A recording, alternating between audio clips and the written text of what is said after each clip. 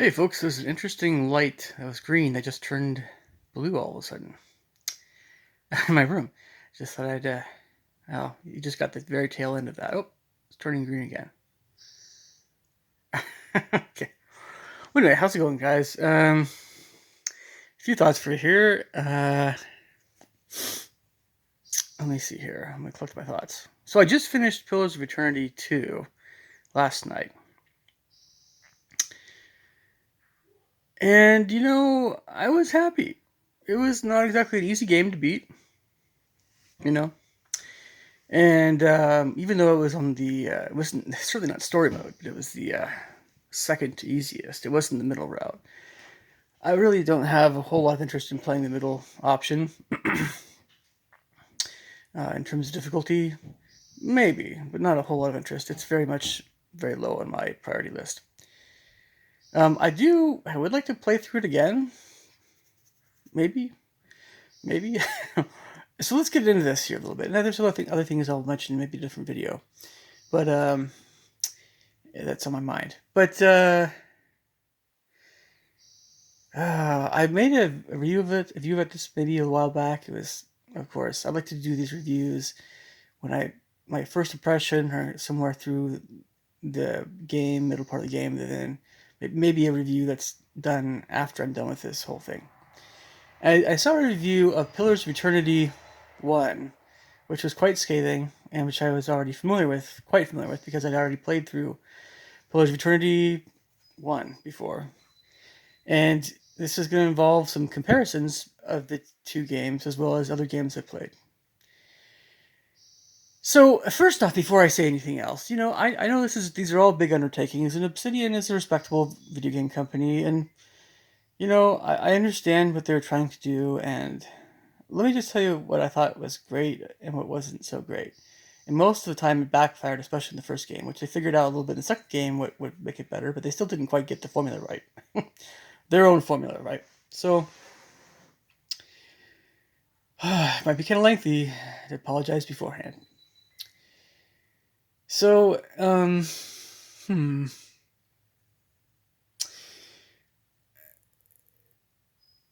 would recommend. I can't remember exactly what the review was that I saw about Divinity. Or sorry, Pillars of Eternity 1. But when you guys find it, trust me, you'll know what it is because it's quite good. It's quite a good scathing review. But Pillars of Eternity 2 is its main strength has to do with the originality somewhat of sailing around in a ship, which are the other ship games I've played, but nothing quite like this. So it's kind of more of a island kind of thing. You go from island to island, and a few islands are bigger. Most of them are smaller. I I personally wanted more bigger islands. In fact, maybe a particularly large landmass. But this is an archipelago of islands. It's not exactly like a continent. So, but I wanted more continents. I think I realized in some level I'm a bit of a landlubber. I'll tell you why. When you play this game, I don't know. I'm sure there'd be some spoilers in here. So, spoiler alert, there might be some spoilers. Try to keep the spoilers to a minimum. But just FYI, as I go along here, yeah, do apologize in advance. Maybe you want to play through the game before you watch this whole thing. But um, I'm a landlubber a little bit. Why is that? Well, it's because it's great to put money into a ship and an old-fashioned ship with anchors and whatever. By the way, getting a nicer steering wheel and a nicer anchor and a nicer lantern really doesn't do jack crap. It doesn't do jack crap. It doesn't. It a hull, getting a nice hull might be a good thing. It's very expensive. Getting a bigger ship, you can get more cannons.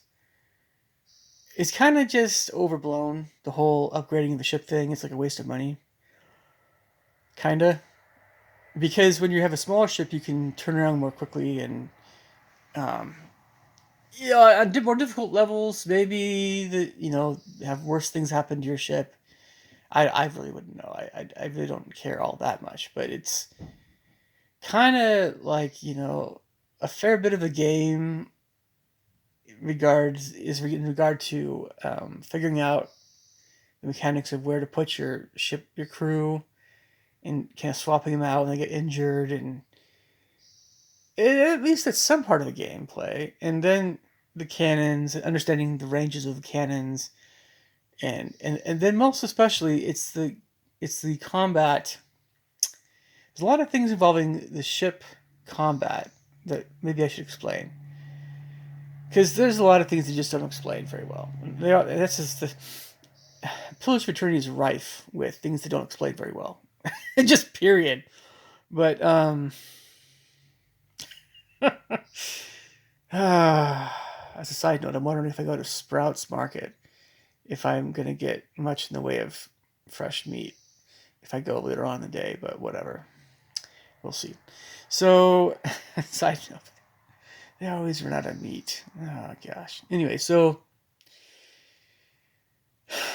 I don't know. So there's that. But really, it's kind of like, yeah, you have to pay attention to how close the ships are to each other, and one ship's position in regard to the other ship as well. So you have to see there's a little box in the middle of the screen of the combat thing between the ships, and that tells you how close you are to their ship. You want to pay close attention to that because your cannons will have a certain firing range and all this stuff. And I didn't really learn this until halfway through the game, but I did fine anyway. I don't know why. A lot of things to try to pay attention to. And then there's terms like jib, or like if you, I don't know, turn around really quick, or starboard port moving, but there's another term that has to do with if you turn around 180 degrees really quickly, and then there's or something like that, and then there's like yeah, I don't know. Anyway, a lot of ship battle stuff. There's more I could say on that, but that element of fighting ships is actually kind of fun. That's one of the strong points of the game, because there's a lot to learn, and there's a lot of cool things you can do, and it's a fun feeling when you take over a ship, or you get all the ship stuff, or it's the pirate thing. But it's not hardcore pirate lore. It's not walk the plank, or everybody's undead. There's a little bit of that, but it's sabers or cutlasses, and guys with patches over their eyes, and parrots. Again, there's a little bit of that element, but it's not super piratey. It's not Pirates of the Caribbean. It's not, I don't know. Was it Robert Louis Stevenson? I don't know. Anyway, but there's certainly a Polynesian element, like I mentioned before, colonial or Polynesian, whatever stuff. And of course, some folks are white, some folks are Polynesian, some folks are basically African or southernmost Indian, like Dravidian. And so there's a lot of that. Not so much, not really Asian. American Indian, it's more Polynesian than American Indian. So that's the general, makeup of the people and other folks. But at least human, I guess you have elves and things. I don't know. But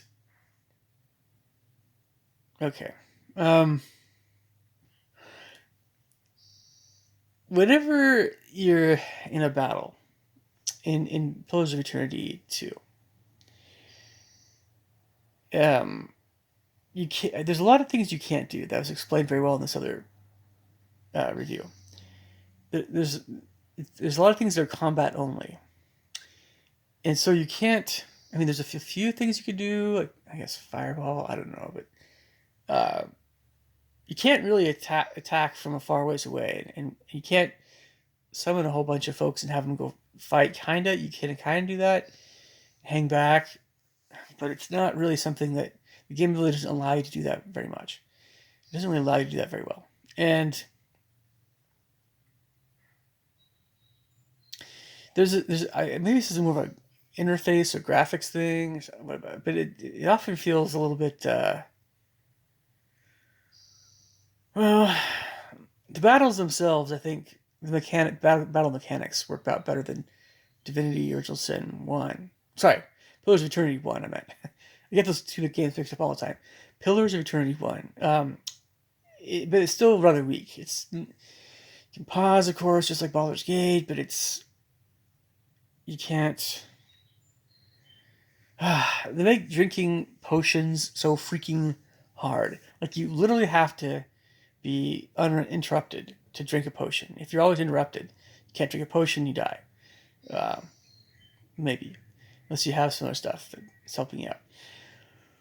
The gear alone, there's so much stuff to buy in the game.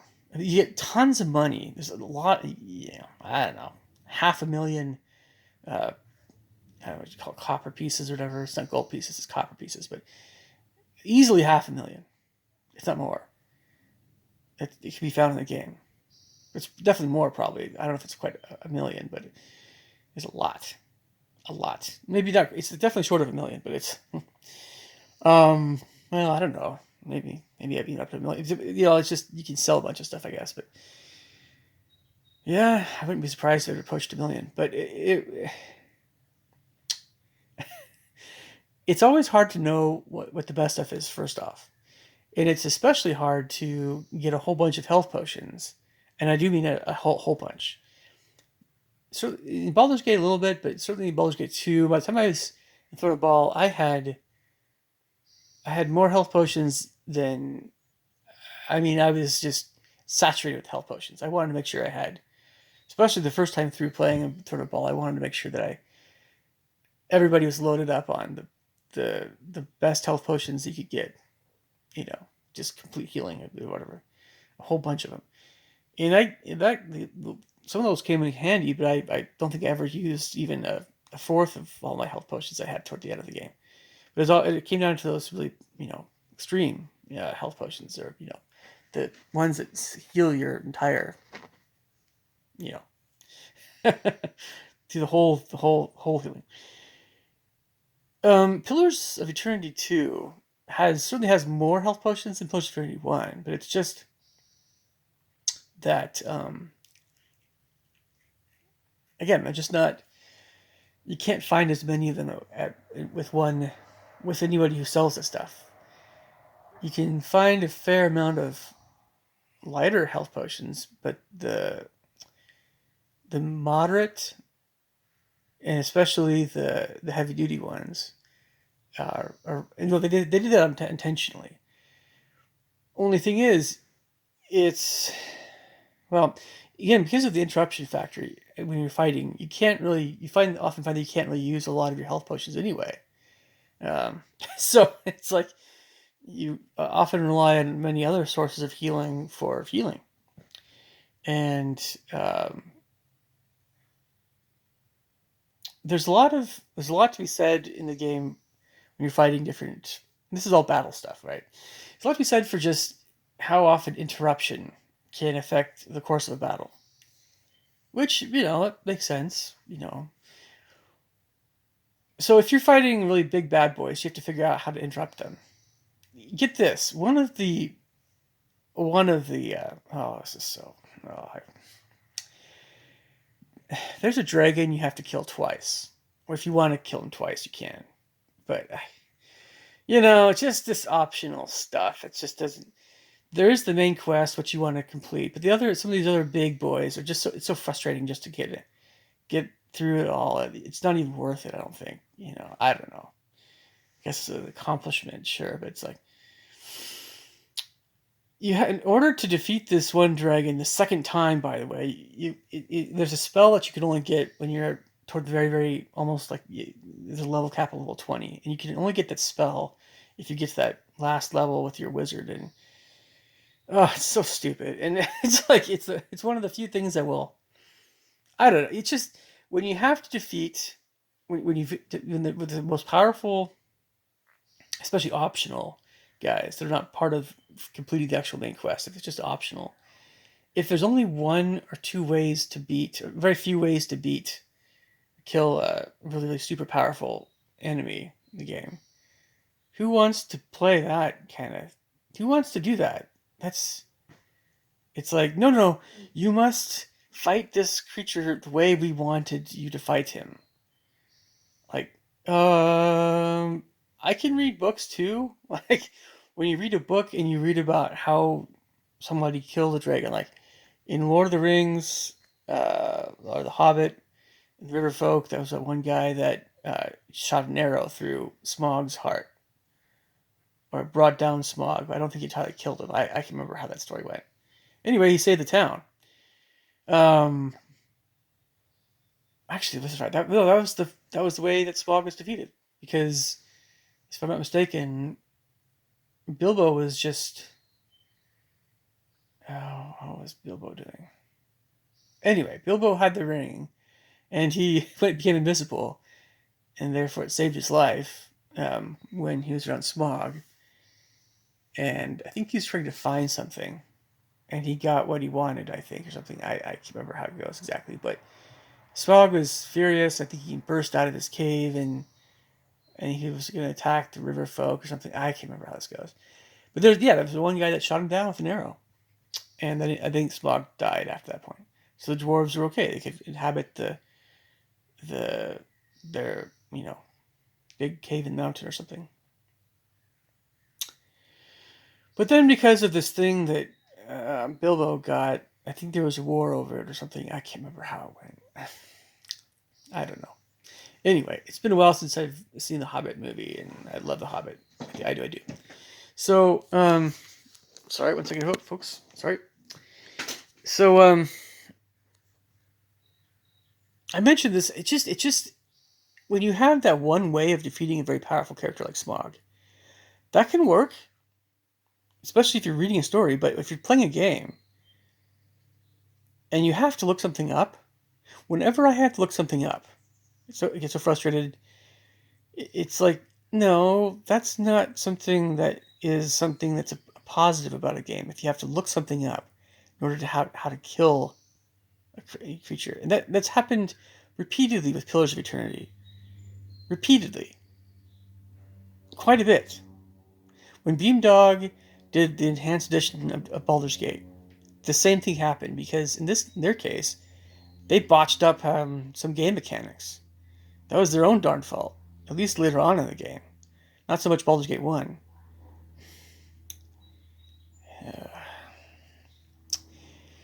Really frustrating. But the original Baldur's Gate games, I played them all. I beat them all. I never had the golden pantaloons. I don't care. So so not so fun. It's never fun to try to if you look something up. Oh, that's how you do it. It's only fun if you're like, well, if you could move on with the game and it's not such an essential, integral part of the game. It's not such a big deal. It's forgivable sometimes. Sure, of course, it depends on the rest of the game. But it's very frustrating, to say the least. And you feel like you're kind of being controlled. You kind of feel like you're on a puppet on strings when there's only one or two ways to, only one or two spells that can really mess with the high level dragon, for instance, or something else like that. I think there was a big, huge giant of some sort, and then there was like a huge spider that was just gigantic. There was some of the other creatures I was just like, no, I'm not really interested. Sorry. That just wasn't. There's just these big things that were existing by themselves on these isolated islands. I was like, eh, you know. So, hmm.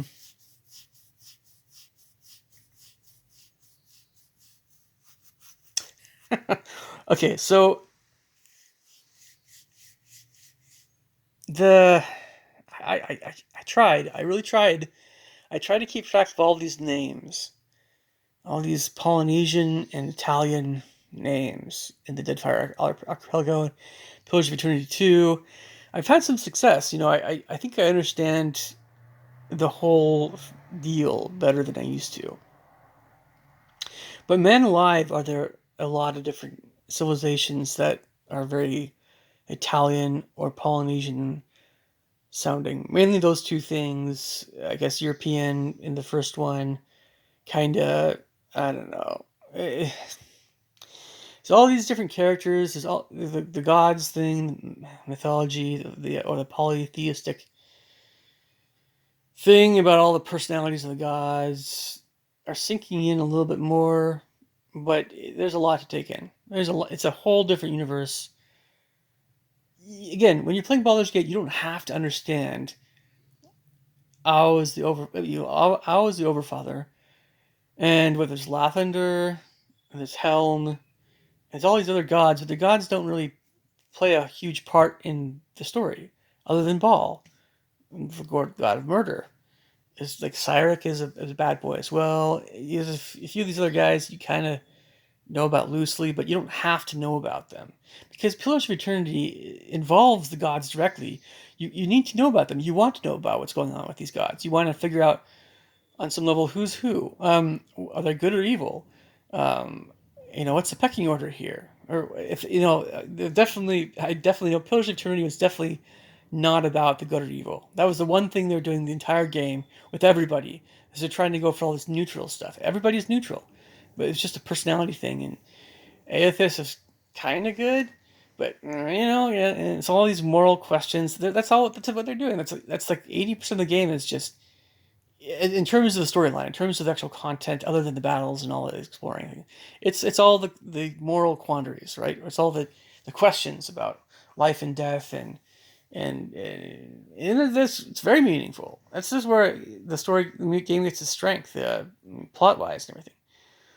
This is the story. This is the whole story of it, really. But it's just the problem is if there's too much neutral and there's not any clear evil or clear good characters, it kind of becomes like, okay, whatever you want, right? It's like whatever you want to do. It's whatever you want to do, right? Well, with Skyrim is whatever you want to do, but Skyrim is mostly just exploring and killing and finding cool stuff. To be honest, that's what it is. It's dragons and stuff and whatever, Viking lore, but it's a kind of a similar deal with the emphasis on all this neutral stuff. But in the absence of clear good and clear evil, or not so clear good or clear evil, but still good or evil, like there's still good and evil. But a lot of times, if when you lack characters that are indeed good or evil, but it's hard to figure out what's really going on, right? That's the best kind of character. In all honesty, best kind of characters are some neutral, sure, but or just what, like, or there's characters that you're just like not sure if they're good, neutral, or evil, or that they're being tricky with you or they're not. Those characters are amazing if you can do them right. They're just oh yeah, but they have a distinct personality. Well, hard to do, but like the Cheshire Cat and Alice in Wonderland, right? But it's just might have to make a part two here, but it's just you when you play a game, you kind of you're looking for good guys or bad guys. The general train of thought being, for most of us at least, we want to side with the good guys and we want to fight the bad guys. Or if you want to side with the bad guys and fight the good guys and be a bad boy, I guess you can do that too. But just, but the thing but it's the inquiry, the mental inquiries you're making about people's personality and character that is such a big part of playing a game and enjoying it in the terms of the characters and stuff.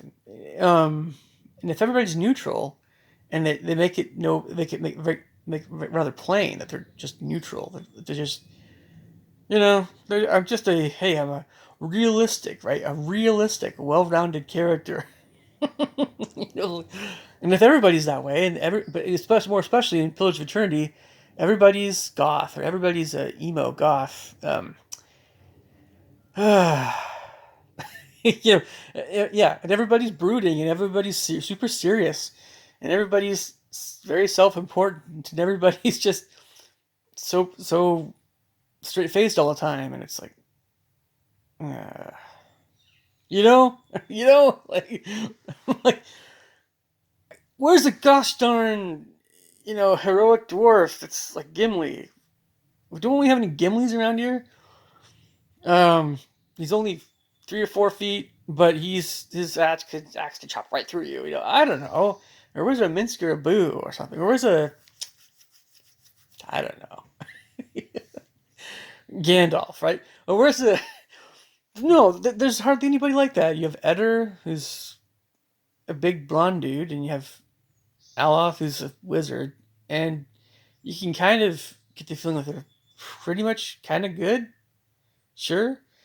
There's a chick, Jody, who's I guess she's good, but she's kind of odd in her way. And then there's so many odd chicks.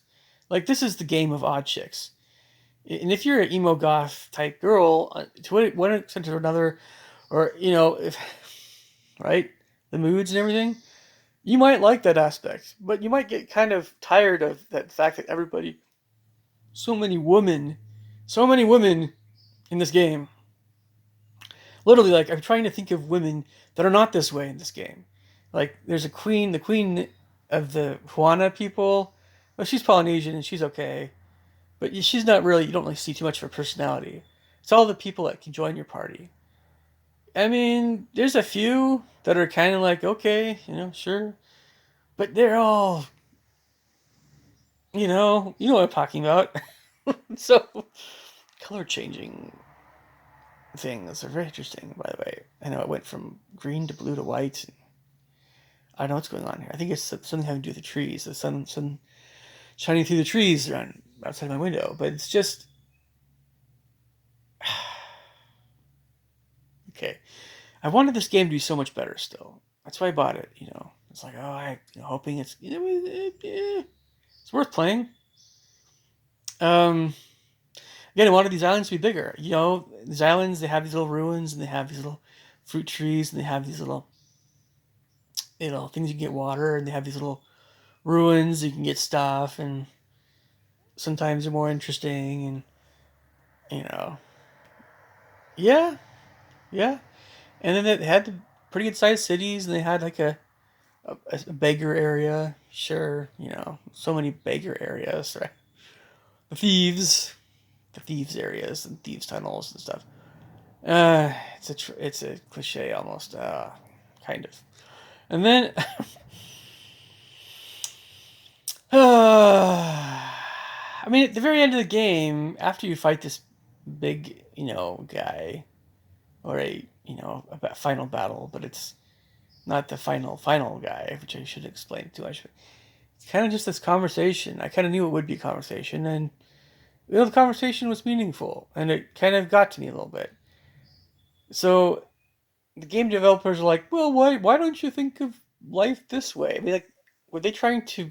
I don't think they're trying to preach any kind of religion. Why don't you question something? Or, like they're trying. Yeah, they're trying to do a Carl Sagan on us. They're trying to do a Matrix on us. But it seemed a little bit like there's the same deal with Divinity Original Sin. I'm sorry, Pillars of Eternity 1. It's like this. Whenever you're talking about religion, theology, life, the wheel, reincarnation. Nobody wants to be preached to. Nobody. I mean, we if something is interesting, we might think about our life after death quite a bit with this game. The afterthoughts of this game being, yeah, what does happen after death? What happens before you're born?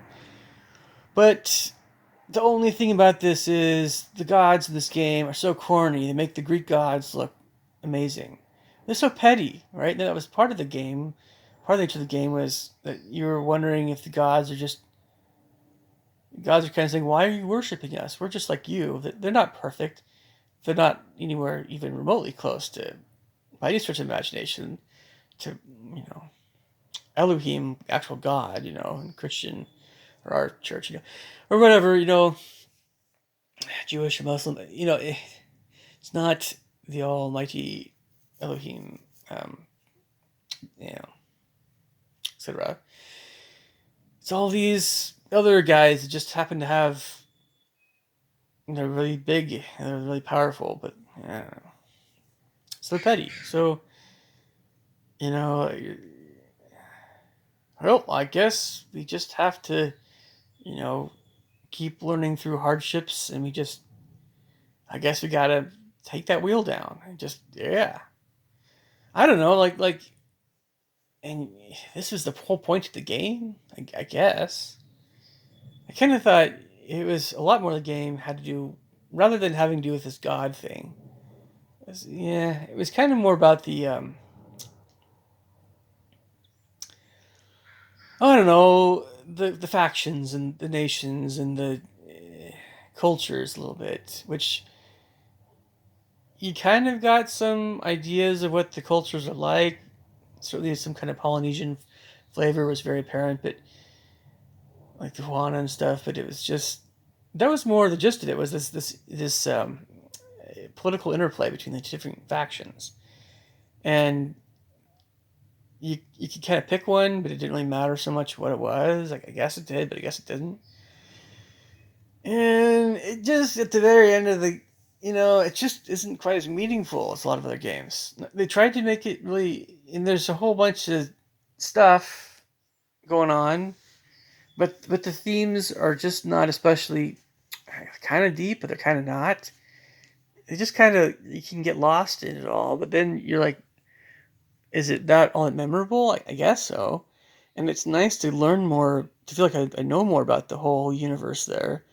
But how meaningful is the whole world and universe really? You see what I'm saying? Like some kind of emotional, spiritual relation. It's just, uh, try it if you want to.